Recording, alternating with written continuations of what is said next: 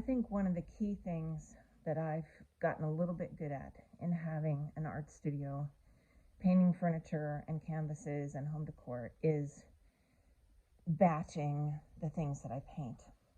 So I'm working on this dresser, a custom dresser for a customer. I'll show you here's the drawers over here.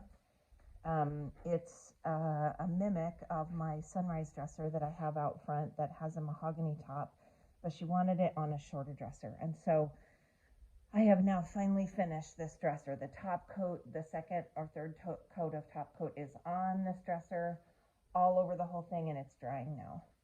But while I've been making this dresser, I've been largely in a few colors. It's been the DIY paints of Carnival Red and Firestarter, which is the orange in her brand.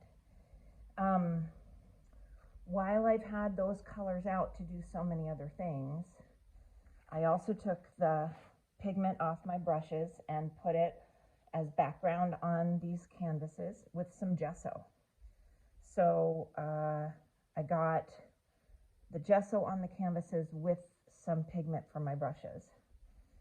At the same time, I was working on this mirror, and there's no Firestarter in it, but there is Cowgirl Coral. And so I had the Carnival Red and the Cowgirl Coral out. That's these two absolutely amazing colors that go so great together.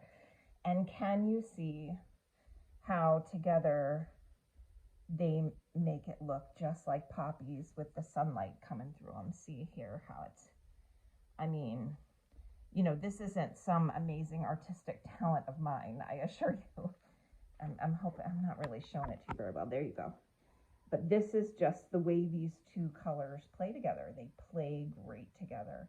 And just a little dollop of black afterwards in the center of, not all of them, but some of them, just make a great looking poppy.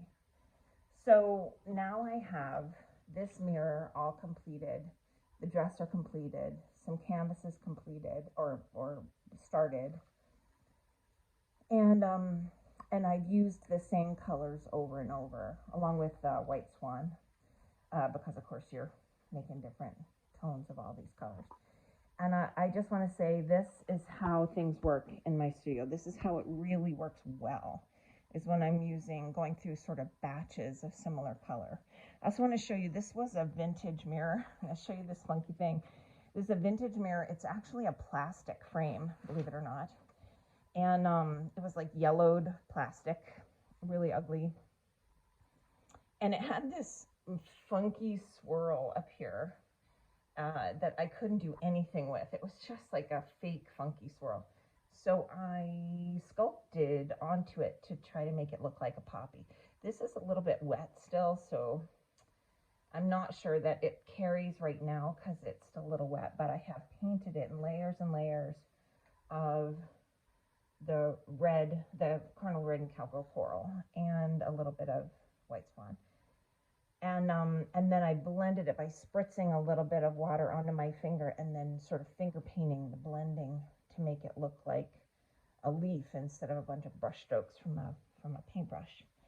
So I'm hoping that when that dries and the whole thing is top coated, that it will look like a real beautiful big poppy on the top of this. So this is sort of the overview of, you know, how a sort of a tiny little version of an efficient and fun, really, exploration of a bunch of projects with similar color, a sort of a similar color palette, can use my time well and use the colors well. Because once I have the colors out and on the brush and in a palette, meaning on a, you know, a palette of colors, meaning the choices of colors on a flat palette, like a paint palette, then I want to use up the paint as much as possible while it's out. And this is one way that has been really fun for that. I'd love to know if you do things in batches and if this is helpful for you in any way.